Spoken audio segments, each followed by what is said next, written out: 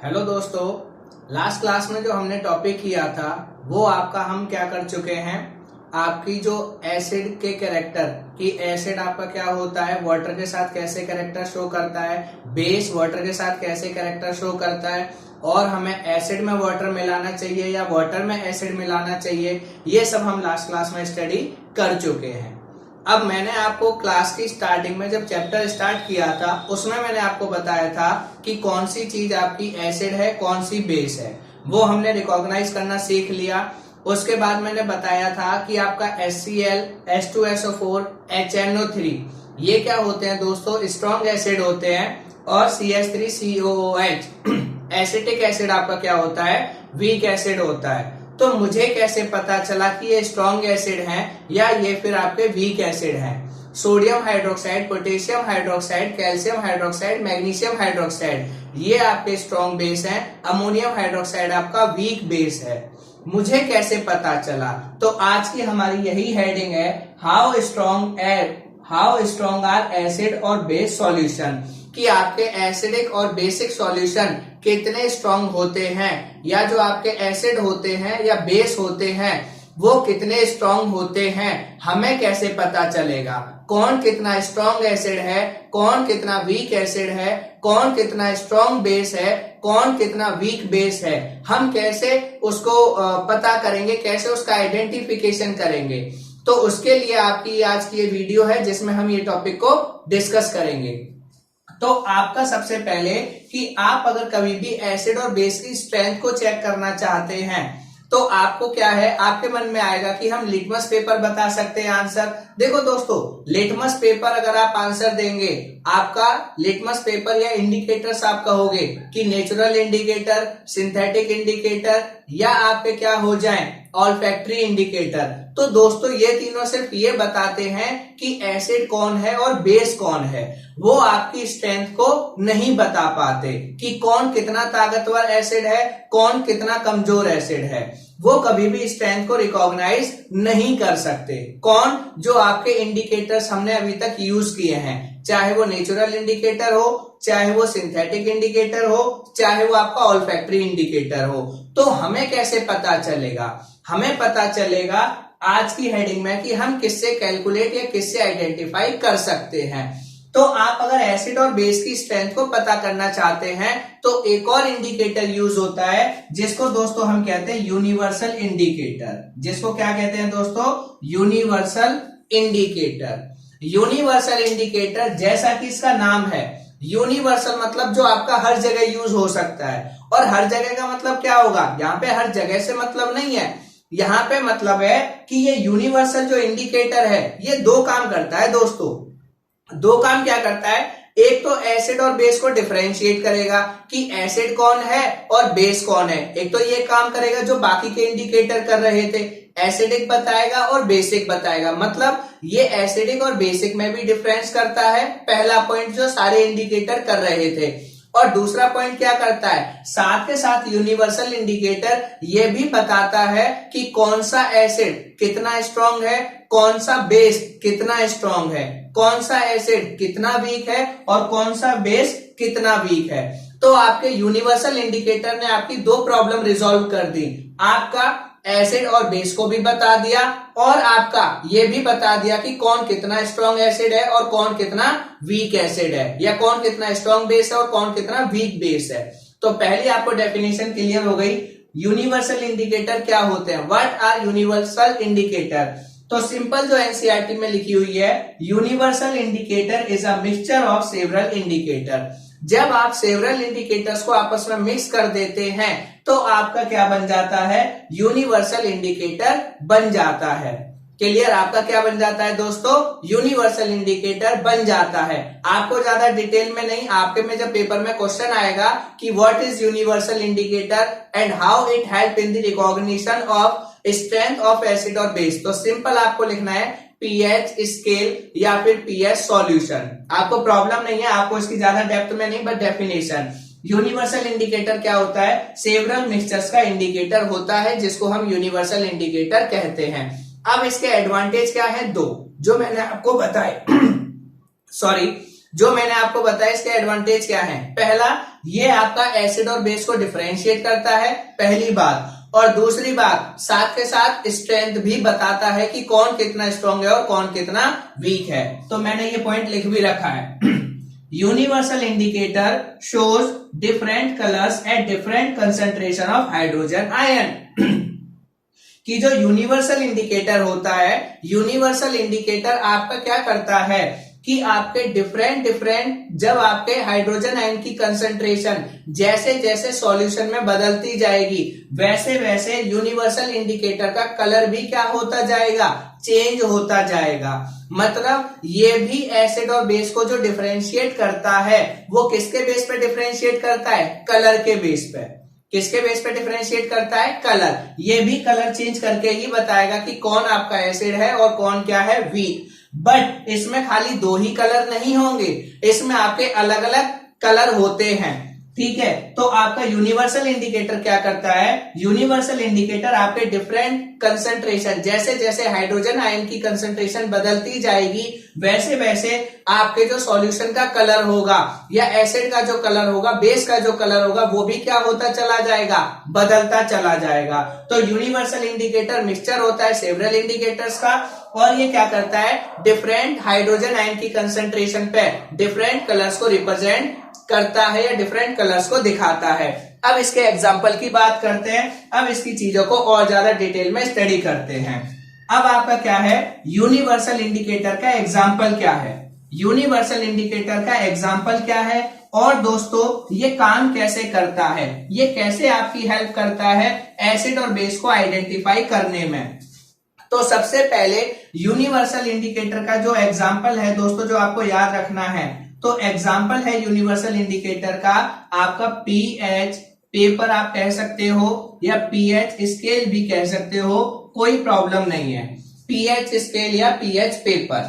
अब ये क्या होता है, एक आपका एक तरीके का पेपर है, ठीक है, एक तरीके का क्या होता है, आपका पेपर होता है, पीएच पेपर जो आपको मिल जाएगा, क्लियर। आपका क्या होता है, बहुत इजीली अवेलेबल हो जाता है, लेबोरेटरी में मिलता है। आपका क्या होता है, पीएच पेपर होता है इस तरीके का, ये आपका सिंपल पेपर है, ठीक है। अब ये जो पेपर होता है पीएच पेपर, इस पे आप क्या करते हो, एसिड की ड्रॉप डालोगे तो इसका कलर चेंज होगा, बेस की डालोगे तो भी कलर चेंज होगा, न्यूट्रल डालोगे तो इसका कलर चेंज नहीं होगा, वो मैं अभी आपको डिटेल में बताऊंगा। तो ये क्या करता है, जैसे ही आप किसी सॉल्यूशन को डालेंगे, किसी सॉल्यूशन की ड्रॉप डालेंगे, तो जैसा उसका नेचर होगा एसिडिक, तो इसका कलर उसके अकॉर्डिंग चेंज हो जाएगा, बेसिक होगा तो उसके अकॉर्डिंग इसका कलर क्या हो जाएगा, चेंज।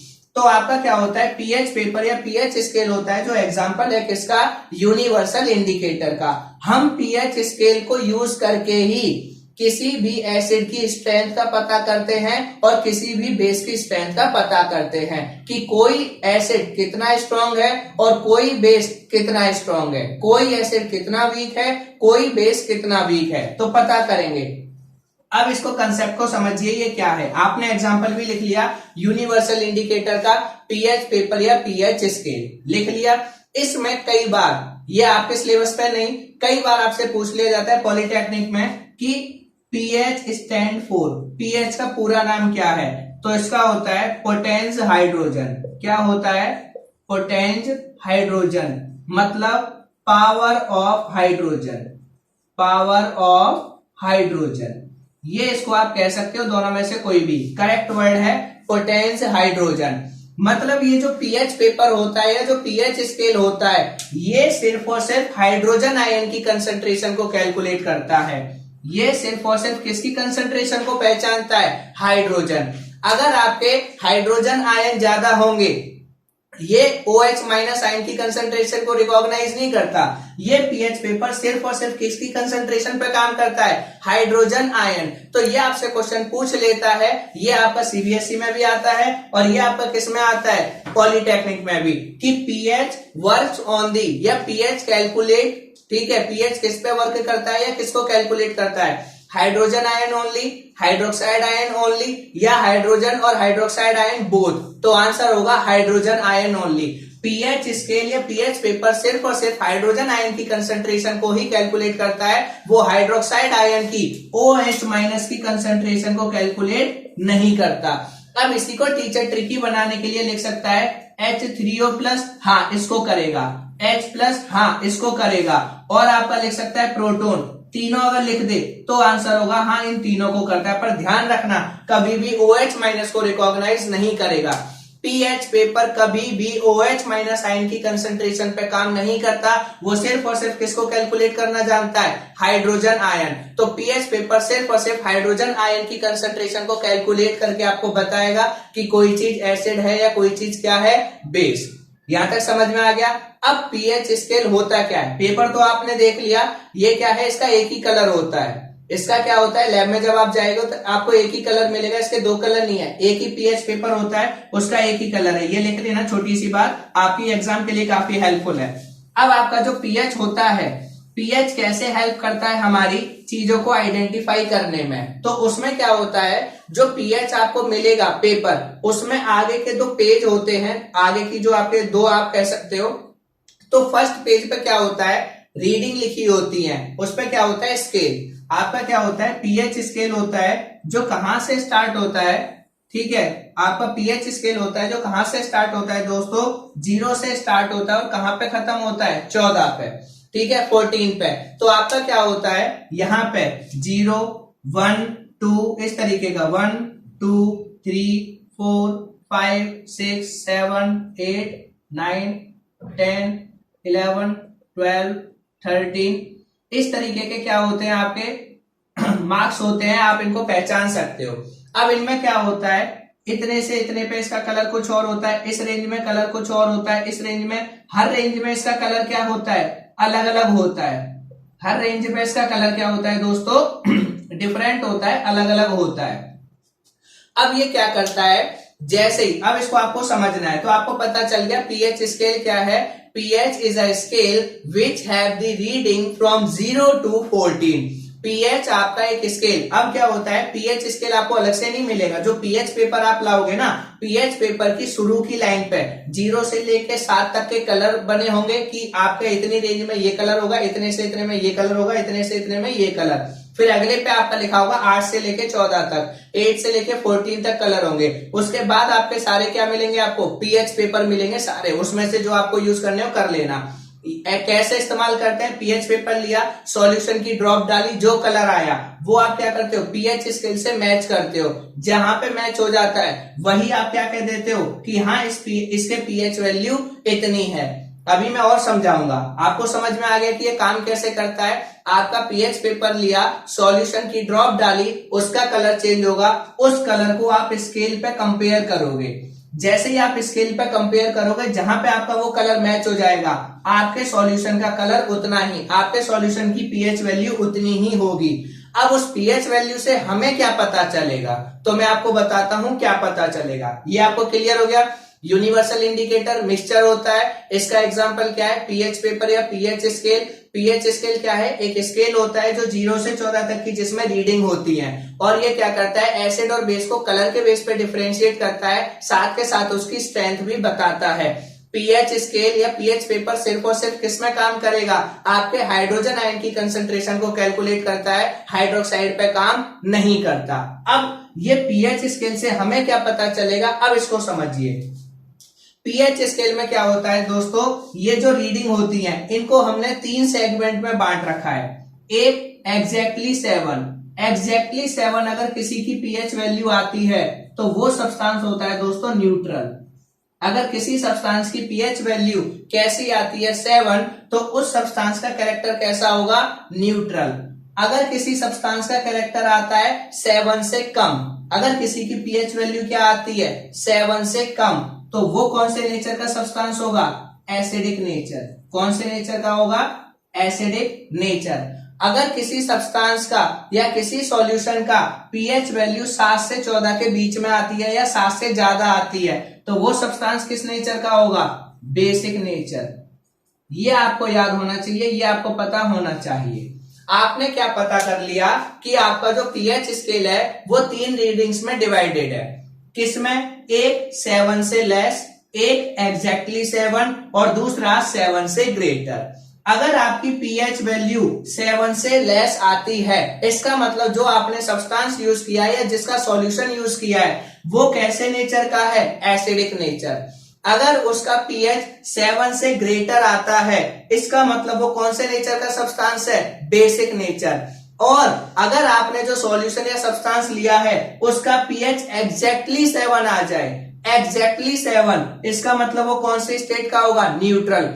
मतलब ना तो वो एसिडिक कैरेक्टर दिखाएगा ना ही बेसिक कैरेक्टर दिखाएगा, कैसे कैरेक्टर दिखाएगा, न्यूट्रल।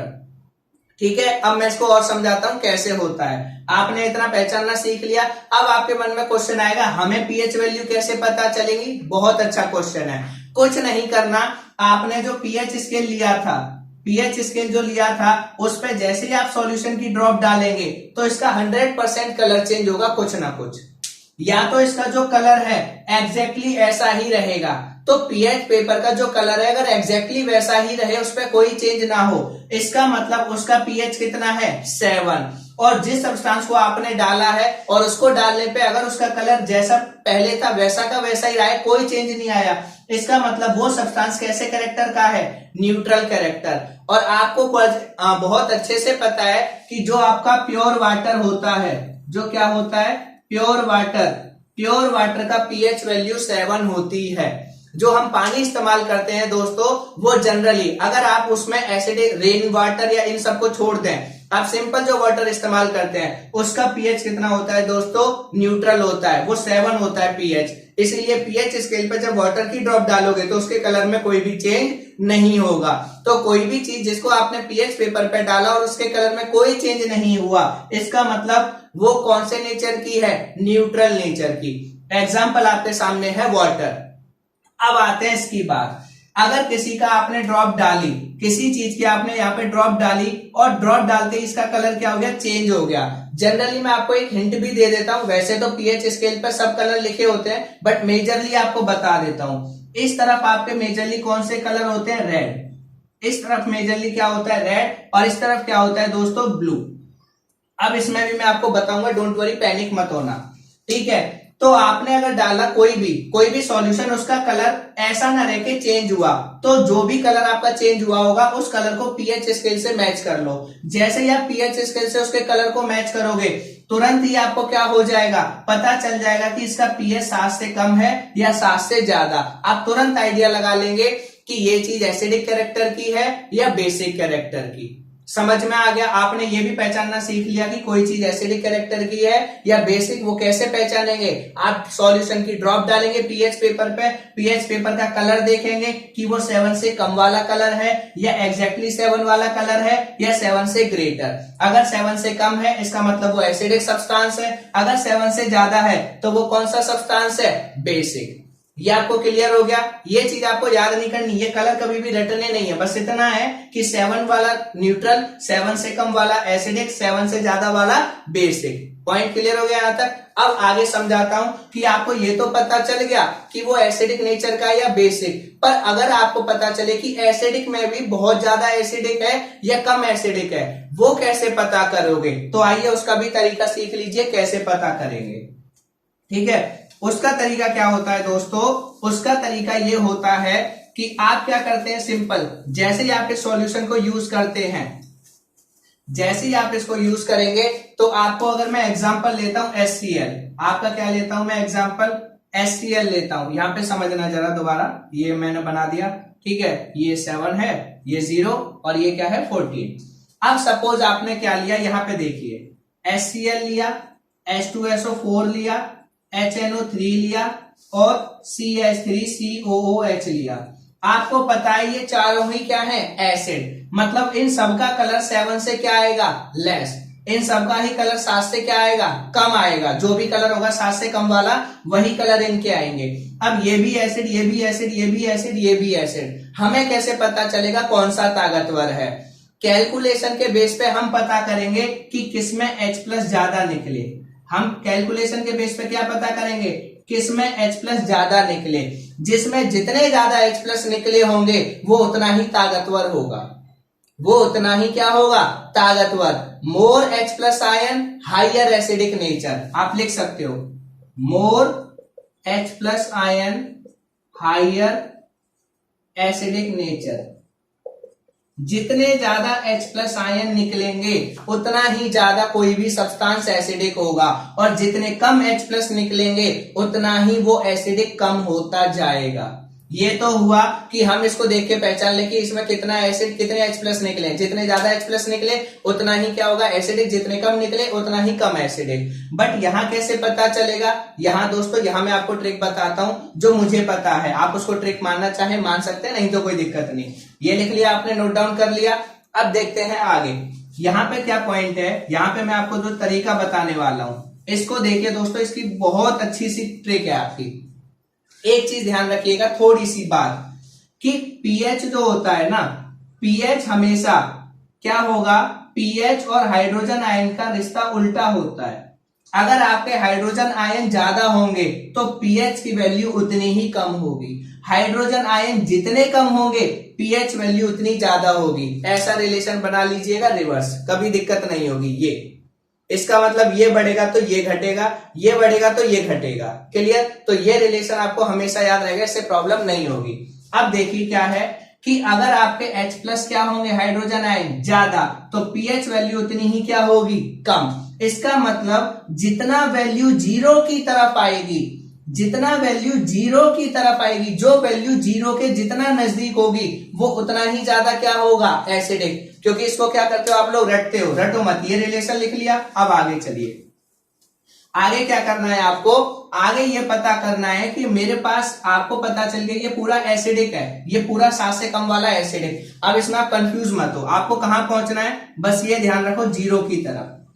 अगर मैं आपको रीडिंग लिख के देता हूं, आपके पास पीएच लिखे हुए हैं, पीएच क्या लिखे हुए हैं, एक का है 1.2, एक का है 3.7, एक का है 4.8, एक का है 6.9। अब आपसे मैं पूछूं इनमें सबसे ज्यादा एसिडिक कौन है? कभी कंफ्यूज मत होना, आपको पता है एसिडिक क्या होते हैं, 7 से कम वाले। मैं आपको एक चीज बता रहा हूं, जब भी एसिडिक और बेस की पूछी जाए ना, कौन ताकतवर और कौन कमजोर, हमेशा ये ध्यान रखो, ये कॉर्नर पे पहुंच जाओ बस। उस कॉर्नर पे मैं बाद में पहुंचाऊंगा, पहले एसिड वाले पे पहुंचो। एसिड वाले में क्या है ये याद रखना, जो वैल्यू जितना ज्यादा जीरो के पास होगी, मतलब जिसका पीएच जितना ज्यादा जीरो के नजदीक होगा, बार बार मैं कह रहा हूं, जिस एसिड का पीएच जितना जीरो के नजदीक होगा वो उतना ही ताकतवर एसिड होगा। अब इन सब में आप फटाक से बता सकते हो कि कौन स्ट्रॉन्ग एसिड है। आंसर है 1.2। कौन सा? जिसका पीएच इन सब में सबसे जीरो के नजदीक कौन सा पीएच वाला है, 1.2। तो 1.2 इन सब में सबसे ज्यादा एसिड है। इनमें आपका सबसे ज्यादा बेसिक, अगर गलती से, वैसे पूछेगा नहीं ठीक है, बट अगर आपसे कोई पूछ ले तो कोई बात नहीं, जब ये सबसे ज्यादा एसिडिक है तो इधर जाने पे हमेशा एसिडिक नेचर घटता है। मैंने क्या बोला, ठीक है? बाकी अभी कंफ्यूज मत हो, मैं बाद में बताऊंगा। इसको देखो, एसिडिक समझ में आ गया, जितना ज्यादा वैल्यू जीरो के पास होगी कोई भी सब्सटेंस उतना ही ज्यादा स्ट्रॉन्ग एसिडिक होगा। अगर मैं 1.2 को हटा दूं तो कौन है अब इनमें एसिडिक ज्यादा, 3.7। अगर इसको भी मैं हटा दूं तो कौन है आपका एसिडिक ज्यादा, 4.8। इसको भी हटा दूं तो 6.9। बात समझ में आई या नहीं? जो वैल्यू जीरो के जितना ज्यादा नजदीक होगी, जिसका पीएच जीरो के जितना ज्यादा नजदीक होगा वो उतना ही ज्यादा एसिडिक होगी। 1% रटने की जरूरत नहीं है, बस ये याद रखिए। इस तरफ आ रहे हैं ना आप, किस तरफ आ रहे हैं, इस तरफ। तो जितना ज्यादा जो वैल्यू जीरो के पास होगी, जिसका पीएच जीरो के जितना नजदीक होगा वो उतना ही हाईली एसिडिक होगी। तो आप ये लिख सकते हैं, अगर और ज्यादा लिखना चाहें, हाईली एसिडिक एंड, ठीक है, हाईली एसिडिक एंड, जितना ज्यादा जीरो के नजदीक। ये क्लियर हो गया यहां तक? तो आपको पता चल गया, अगर आपको कोई पीएच वैल्यू दे दे और पीएच वैल्यू देने के बाद पूछे कि बताइए इसमें कौन एसिडिक है कौन बेसिक है, आप फटाक से बता सकते हैं। याद रखिएगा, जो वैल्यू जीरो के जितना ज्यादा पास वो उतनी ज्यादा एसिडिक, जो वैल्यू जीरो के जितना ज्यादा पास उतनी ज्यादा एसिडिक। अब आते हैं बेस की कंडीशन पे। किस पे? ये हमें पता है, सपोज ये एसिडिक का समझ में आ गया। अब बेसिक का देखो, आपको रीडिंग दे रखी है 7.2, आपको रीडिंग दे रखी है 9.7, आपको रीडिंग दे रखी है 13.9, आपको रीडिंग दे रखी है 11.6, आपको रीडिंग दे रखी है 10.4। ये सब आपको पीएच दे रखे हैं। अब आप देख रहे हो ये सारे pH 7 से क्या है, ग्रेटर, इसका मतलब ये सारे ही सॉल्यूशन आपके कैसे हैं, बेसिक नेचर के। पर आपसे पूछा गया है कि इनमें सबसे ज्यादा बेसिक कौन है। परेशान नहीं होना, फिर से क्या पकड़ लो, कॉर्नर। कॉर्नर का मतलब जो वैल्यू 14 के जितना ज्यादा नजदीक होगी, जो वैल्यू 14 के जितना ज्यादा नजदीक होगी वो उतनी ही ज्यादा क्या होगी, बेसिक।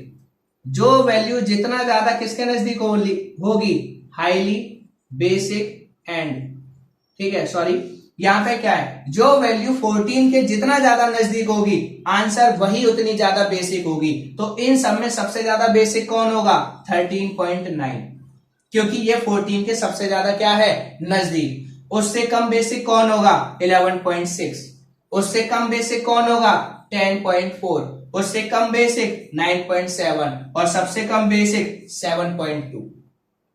समझ में आया। 1% नहीं रटना, सिर्फ ये याद रखो कि एसिडिक नेचर क्या होता है, 7 से कम तो आपको कहां पहुंचना है, 0 पे। तो जो वैल्यू 0 के जितना ज्यादा नजदीक वो उतनी ज्यादा एसिडिक। बेसिक में जब आपसे पूछे तो जो वैल्यू 14 के जितना ज्यादा नजदीक वो उतनी ज्यादा आपकी बेसिक। यहां तक क्लियर हो गया। और जो वैल्यू 7 पे है एग्जैक्टली वो तो न्यूट्रल है ही है, उसमें तो 1% आपको प्रॉब्लम नहीं है। ये आपका कंसेप्ट पूरा क्लियर हो गया होगा। अब मैं चलता हूं लास्ट पे, ठीक है। यहाँ पे आपका टॉपिक को क्या करता हूं, कंपाइल करता हूं पूरा। कुछ और भी चीजें हैं जो डिस्कस करनी है। आई होप ये आपको क्लियर हो गया होगा कैसे काम करता है, क्या चीज है। मेरे पास अभी क्योंकि कोरोना का टाइम चल रहा है आपको पता है, तो मेरे पास अभी है नहीं तो मेरे पास पीएच पेपर है, मैं आपको दिखा देता, चेंज भी दिखाता कैसे होता है। बट क्योंकि अभी है नहीं ये सारी चीजें मेरे पास अवेलेबल, तो इसलिए आप ऐसे ही एडजस्ट कर लीजिए। जैसे ही मौका मिलेगा तो मैं आपको डेफिनेटली उससे इंट्रोड्यूस कराऊंगा। फिर भी ये क्लियर हो गया। अब यहां से दोस्तों बड़ा ही इंटरेस्टिंग क्वेश्चन बनता है। देखो जरा क्वेश्चन क्या है, बहुत जबरदस्त, ये आपने नोट डाउन कर लिया होगा। अब इसमें क्वेश्चन क्या बनता है, ये तो यार मैंने आपको बहुत छोटी सी चीज दे दी। अब मैं आपको रीडिंग देता हूं, ये देखो आपको मैंने रीडिंग दे दी, पीएच दे दिया। पीएच मैंने आपको दिया 3.2, 6.9, 12.5, 2.7, उसके बाद आपका फिर मैं आपको देता हूं 7, ठीक है। उसके बाद आपको दे देता हूं मैं 5.6 और 7.8। ये मैंने आपको कुछ पीएच दिए हैं, 1 2 3 4 5 6 7। अब देखो इसमें मैंने एसिडिक भी दिया है, इसमें मैंने बेसिक भी दिया है। अब मैं आपसे पूछूंगी, अब बताइए इसमें सबसे ज्यादा एसिडिक कौन है और सबसे ज्यादा बेसिक कौन है और न्यूट्रल कौन है। न्यूट्रल की तो दिक्कत ही नहीं है जिसका पीएच 7 वो न्यूट्रल, तो भैया ये न्यूट्रल है। न्यूट्रल में तो सोचना ही नहीं, जिसका 7 होगा वही न्यूट्रल होगा। और इसी क्वेश्चन को वो कलर के बेस पे दे देता तो भी आप पहचान लेंगे। क्लियर, वो बता दूंगा अभी यहाँ पे। अब इसमें बचा मसला कि यार इसमें कैसे पहचानेंगे, 1% प्रॉब्लम नहीं है। फिर से वही, जब भी एसिडिक की बात आए सबसे क्लोज देखो कि 0 के वैल्यू कौन सी पास है। 0 के सबसे नजदीक कौन है, 2.7, इससे कोई है नहीं। इसका मतलब सबसे ज्यादा एसिडिक कौन होगा, ये होगा एसिडिक सबसे ज्यादा, ये वाला सबसे ज्यादा एसिडिक। अब आपसे पूछूं सबसे ज्यादा बेसिक कौन है, सबसे ज्यादा तो देखो 14 के पास है, 14 के पास रीडिंग कौन सी है, 12.5, ये सबसे ज्यादा बेसिक है। क्वेश्चन खत्म, रटना नहीं है। 0 और 14, 0 के पास वाली वैल्यू ढूंढो, 14 के पास, चाहे वो अलग अलग में दे दे चाहे इकट्ठा करके दे दे, 1% प्रॉब्लम नहीं है। अब क्वेश्चन को मैं चाहूं तो और ट्रिकी बना सकता हूं। देखो और ट्रिकी बस बनाने वाली बात है, बाकी कोई प्रॉब्लम नहीं है, ठीक है। कई बार क्या होता है एसिडिक, बस मैं उसके लिए आपको एक रिलेशन बता देता हूं, ज्यादा नहीं क्योंकि फिर आपकी वीडियो की लेंथ लंबी हो जाएगी, ठीक है। एक पॉइंट आपका फिर से है, क्या है पॉइंट जरा देखना। सपोज मैं यहाँ पे इसी में समझना, आपको मैंने रीडिंग दे दी 1.2, 3.5, 4.9, 5.2, 6.8।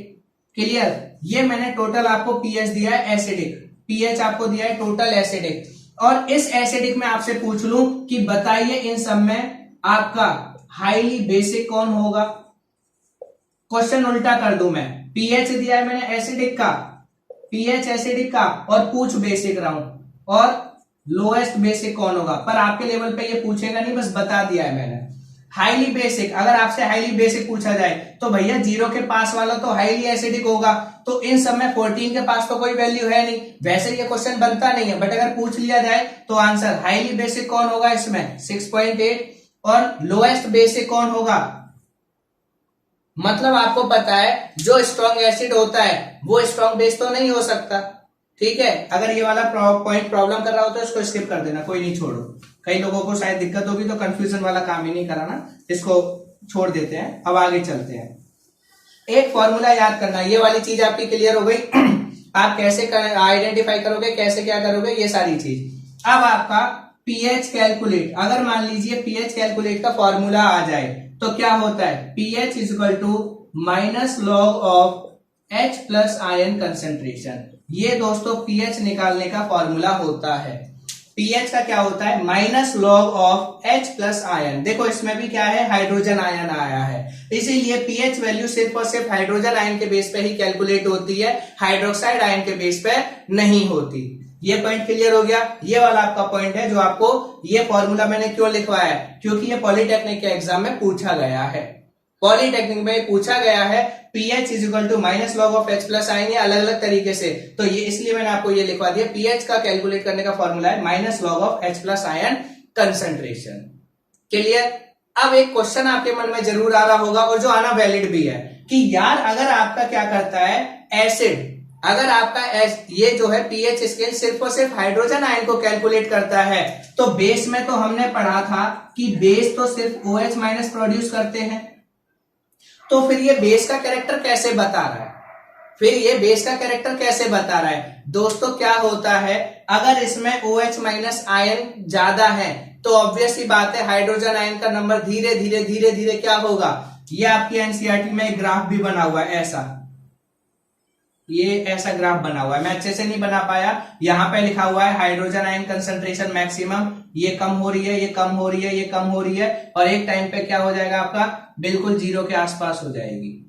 क्लियर। तो क्या होता है कि आपका पीएच स्केल आपका हाइड्रोजन आयन पे ही काम करता है, बट ये दिमाग में रखिएगा, आप ये सोचते हैं कि बेस में नहीं निकलेंगे, हाँ बेस में बिल्कुल सही बात है, बेस में उसकी जगह हाइड्रोक्साइड आयन की कंसंट्रेशन बढ़ती जाएगी, इसका मतलब हाइड्रोजन आयन की कंसंट्रेशन ऑटोमेटिकली क्या होती जाएगी, लो होती जाएगी।